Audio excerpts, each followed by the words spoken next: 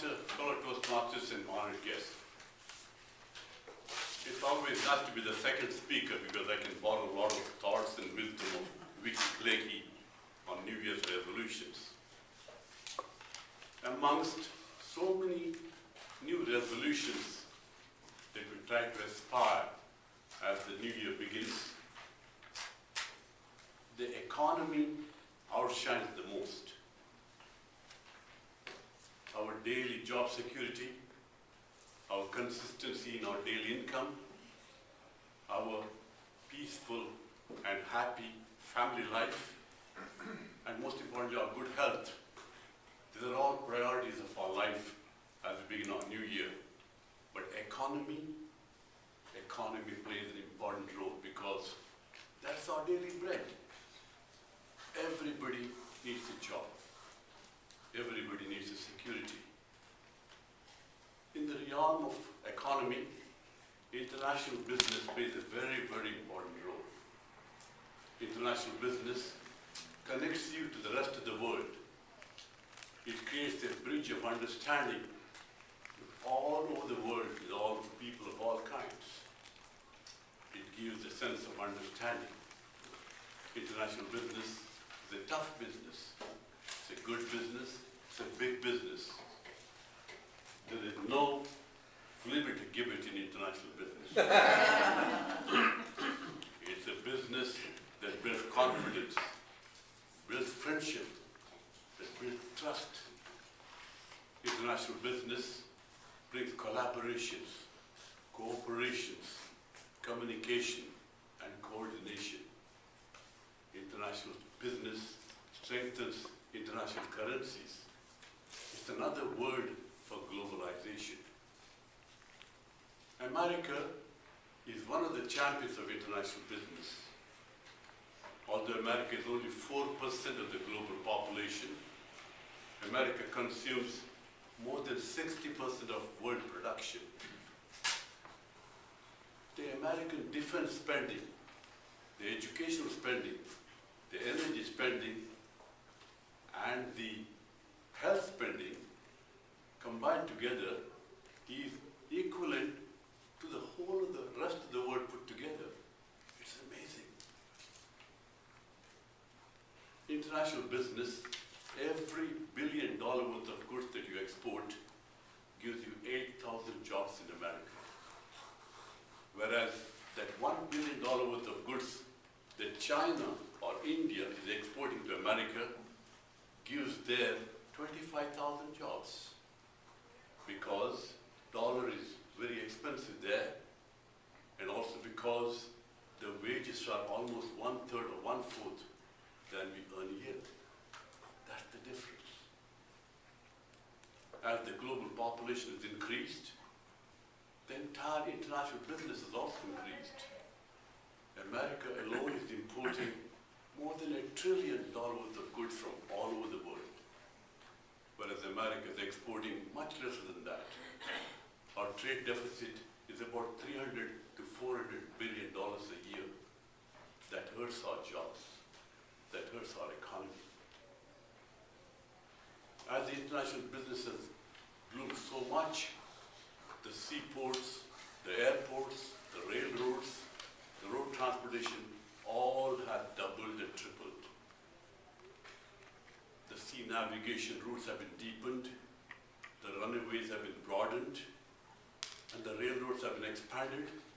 New container systems have come, the courier systems have been established. It's all because of the international trade. It's all because of importing and exporting. As an international businessman, I have left my country 54 years ago. It's tough, ladies and gentlemen. It's tough to leave your own home and go far across the continents to make a living. But when you work hard, when you work with a lot of intelligence, when you work with a lot of God's blessings, everything is possible. You create international friendship. You try to make a lot of peace and tranquility, whatever you do, wherever you go. I have seen hundreds of airports, hundreds of ports, Canal. I've seen the Panama Canal. I've seen the Strait of Gibraltar. I've seen the Strait of Hormuz. I've seen hundreds of ships carrying goods and services going from one end to another.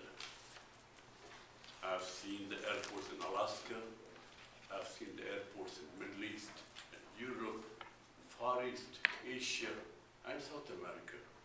And I've seen people traveling from one place to another, carrying their friendship, carrying their goodwill, only in pursuit of business, only to enhance the economy. I've seen the thousands of miles of pipelines from 6-inch to 60-inch, carrying oil, carrying gas, carrying even fresh water, desalinated water for the survival of mankind. International business is a very important business today. It's a business that keeps people together. In the international business, when there's a recession going on, it affects everybody. The recession in America has impacted the rest of the world. The cycle of economy has lots of ups and downs. And when the roads are bumpy, and when the cycle is having ups and downs, the battle is tough. The battle is not easy. For America to see nearly 10% people having no jobs, 15 million people not knowing what to do next, nearly 4 million people on a foreclosure line. It's not easy. It's tough. It's difficult. But the most important thing is to work together. The most important thing is to understand one another and see how we as a world can work together.